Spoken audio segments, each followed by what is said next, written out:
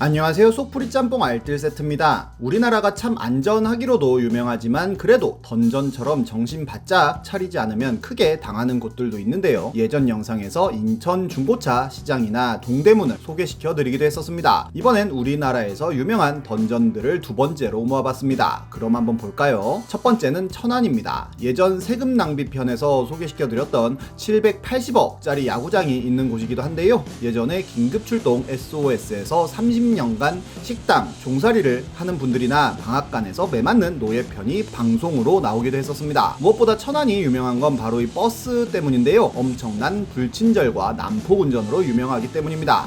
2016년에는 개인적으로 생각하는 전국 버스 중 가장 최악의 버스 1위라는 글이 올라왔는데, 천안 버스는 엄청 비싸고 지하철과 한승 연계도 안 되며 기사들이 매우 불친절하고 운전 중 전화에 손님한테 꾸중을 주기도 하며 운전을 거칠게 하고, 모든 버스가 거쳐가는 야우리 정류장이 너무 혼잡하여 사고 위험이 있으며 14번 버스를 탔는데 11번 노선도이기도 하고 4분 뒤에 온다고 해놓고 10분 후에 오는 등 시간 개념이 엉터리라는 내용이었습니다. 거기엔 굉장히 많은 댓글들이 달리는데요. 천안 살지만 인정합니다 부터 시작하여 천안 아산 버스기사 다 그런 건 아니지만 95%쯤 개쓰레기라며 버스가 다가오면 타겠다는 의사표시로 손을 들라고 한다고까지 합니다. 심지어 조금 늦게 들었다고 욕을 먹기도 한다는데요. 실제로 관련 뉴스도 많이 나왔는데, 하차벨 한번 잘못 눌렀다가 운전기사한테 쌍욕을 먹었다는 사연과 하차하고 있는데 문을 닫아서 시내버스 문에 끼었다는 사람의 사연 등이 소개되었고, 실제로 시 홈페이지에는 시내버스 운행에 대한 불만으로 매년 300건이 넘는 글이 올라오고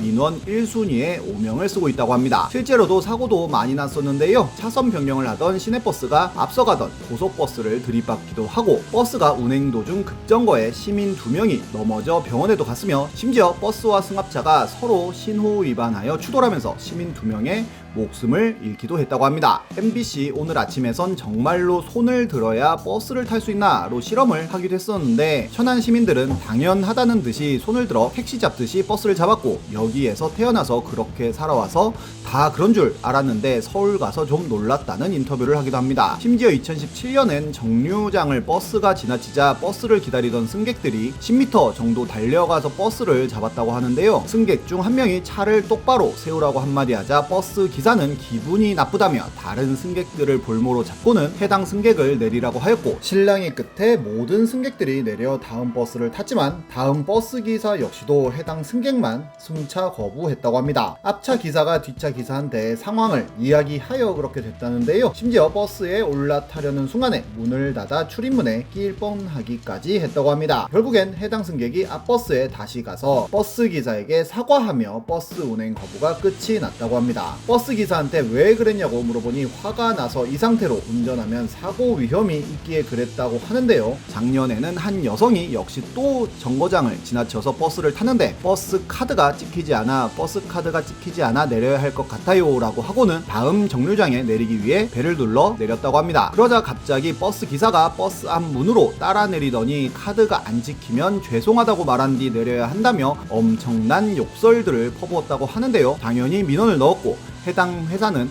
원래 화가 좀 많은 기사인 것 같다며 권고사직했다고 합니다. 게다가 무리하게 차선 변경을 하다가 차를 치고 도망가는 뺑소니를 하기도 하며, 신호위반하여 사람을 치고 뺑소니를 하기도 하는 등 인생에 스릴이 필요할 땐 천안 시내버스를 타보라는 명언이 생겨날 정도였습니다. 나름 천안시에선 2016년 승객을 친절히 모시겠습니다 같은 스티커를 붙이기도 하고, 승객에게 반드시 인사를 하도록 하는 정책을 시행했다고 하는데요. 버스 기사들의 반대로 철회되었다고 하네요. 심지어 버스들의 상태 역시도 굉장히 낡아서 냄새나고 불편하기까지 한데다가 버스 요금 역시도 전국 최상위 티어를 자랑할 정도로 비싸기도 합니다. 이 근본적인 원인은 결국 부정부패인데요. 천안 버스 회사들이 약 200억 원에 달하는 차비와 보조금을 횡령한 것이 드러나기도 하였고, 천안시 공무원 역시도 비리를 눈감아주고 뇌물을 받았던 것으로 드러납니다. 하지만 버스 회사 대표들은 전부 집행유예를 받았다고 하네요. 결국 버스 회사들의 대표들이 돈을 먹으니 경영은 악화되어 버스 요금은 인상되지만 버스 기사들에 대한 처우는 좋지 않은 악순환이 계속된 건데요. 이런 스트레스들을 어떻게 보면 버스 기사들이 승객에게 풀었나 싶기도 합니다. 다음은 통영입니다. 통영은 경남의 많은 섬으로 이루어진 곳으로 조선시대 때 지금의 해군 본부라고 할 수 있는 삼도수군 통제영이라고 하는 곳이 있어 이를 줄여 통영이라고 불렀다고 합니다. FDA에서 인증한 청정 해역으로 바닷물이 진짜 맑기도 한데요. 그만큼 해산물이 많이 나오기로도 유명하고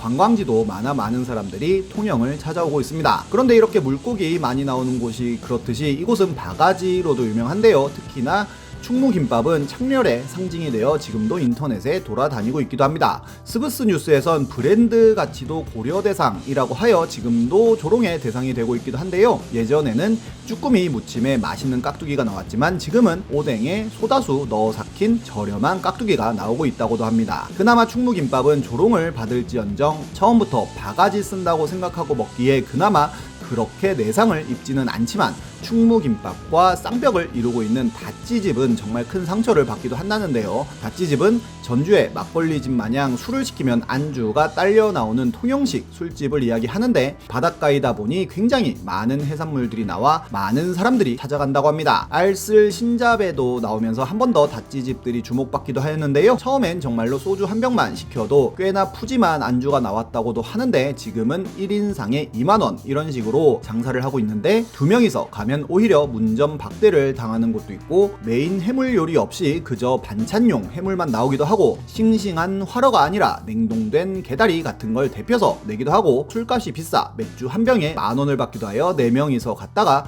다찌값으로만 60만원이 나온 집이 있었다고도 합니다. 물론 저렴한 가격에 아주 신선한 해물들을 내주는 곳들도 있겠지만 이렇게 어떻게든 눈탱이 때리려고 기다리고 있는 집들도 많으니 통영 다찌집은 정말 잘 알아보고 가야 한다고 하네요. 이런 해산물 동네들이 참 바가지를 많이 씌우기로 유명한데요. 소래포구 역시도 10만원짜리 꽃게찜을 시켰더니 꽃게 5마리가 나오기도 하고 모든 회 중 가장 작은 중짜가 9만원을 하는 등 바가지가 심해 불이 났을 때 오히려 꽃이다는 사람들이 많을 정도였고 한 수산시장은 저울치기라고 하는 방식으로 사람들을 속여 입질의 추억 같은 유튜버가 제대로 그 모습을 보여주기도 했었습니다. 가장 속이기 쉽다면 쉬운 게 해산물인 것 같기도 하네요. 다음은 부평 지하상가입니다. 인천의 부평역과 연결된 지하상가인데요. 방공호로 만들어 굉장히 넓은 데다가 구조가 거기서 거기라서 길을 잃기도 굉장히 좋아 현실 던전으로 많이 불리고 있습니다. 게다가 단일 공간 내에 지하 공간에서 가장 많은 점포가 입점한 것으로 세계 기록을 인정받기도 할 정도로